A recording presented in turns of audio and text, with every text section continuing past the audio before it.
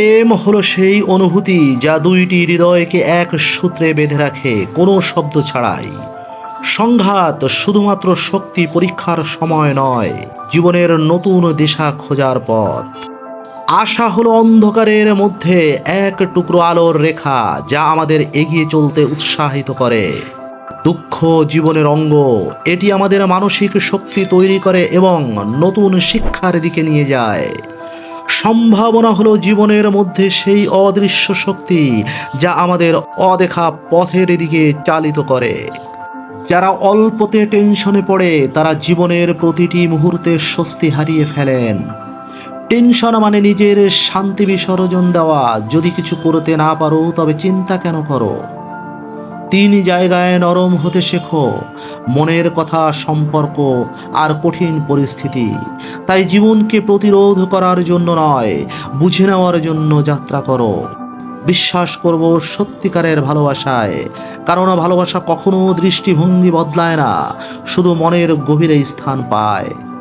বিশ্বাস করব সত্যিকারের ভালোবাসায়, যেখানে নিষ্কলঙ্ক ভালোবাসা একে অপরকে অটুট রাখে কোনো শর্ত ছাড়াই। প্রতিনিয়ত চোখের পানি ফেলতে হয় কারো কারো, কিন্তু সেই পানিতে কখনো কখনো জীবনের আসল শক্তি লুকানো থাকে। কারণ এই পৃথিবীতে অনুভূতির গভীরতা কখনো কখনো ভাষায় প্রকাশ করা যায় না। আপন কেউ বদলে গেলে কষ্ট হয়, কারণ বদলানো মানুষটা যেন সেই চেনা মুখটুকু হারিয়ে ফেলে। হৃদয়ে তার প্রতি বিশ্বাস আর স্নেহ ছিল, যা এখন অচেনা হয়ে গেছে। ছবির দিকে তাকাও, উত্তর পেয়ে যাবে, কারণ প্রতিটি চিত্রই নিজের থেকে গল্প বলে। মাঝে মাঝে নীরব ছবি অনেক কিছু বোঝাতে সক্ষম হয়।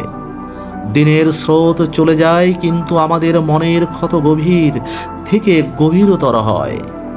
সময় কাটছে দ্রুত, যেন ঘড়ির কাঁটা আমাদের পদক্ষেপের সাথে লুকোচুরি খেলে চলে। দিন চলে যাচ্ছে এমন দ্রুত, যেন সময়ের পাখি উড়ে চলে যায় এক মুহূর্তে।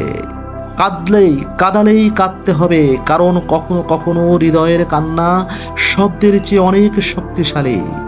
কাঁদালেই কাঁদতে হবে, কেননা অশ্রু কখনো কখনো শান্তির প্রথম পদক্ষেপ হয়ে ওঠে। জীবনে জয়ী হন, তবে অন্যদের হারানোর মাধ্যমে নয়, নিজের সেরা সংস্করণে পরিণত হয়ে।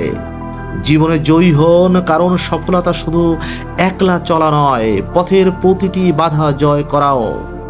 যত মানুষ চিনবেন ততই একা বেঁচে থাকার ইচ্ছা হবে, কারণ মাঝে মাঝে চুপচাপ থাকাই সেরা সংলাপ। যত মানুষ চিনবেন ততই একা বেঁচে থাকার ইচ্ছা হবে, কারণ সত্যিকারের শান্তি কখনোই ভিড়ের মধ্যে পাওয়া যায় না। কত তাড়াতাড়ি যাচ্ছে দিন, কত তাড়াতাড়ি যাচ্ছে সপ্তাহ, কত তাড়াতাড়ি যাচ্ছে বছর। আর সময় যাওয়ার সাথে সাথে আমাদের মৃত্যু ঘনিয়ে আসছে। হয়তো আজকে নয়তো কালকে আমাদের মৃত্যু আসবেই। আর অন্যদিকে আমরা কিছুই করতে পারলাম না পরকালের জন্য। দুনিয়ার নেশায় আবদ্ধ হয়ে গেছি, চোখের সামনে এত মানুষ মরছে, আমাদের অন্তরে কোনো ফিলিংস নাই।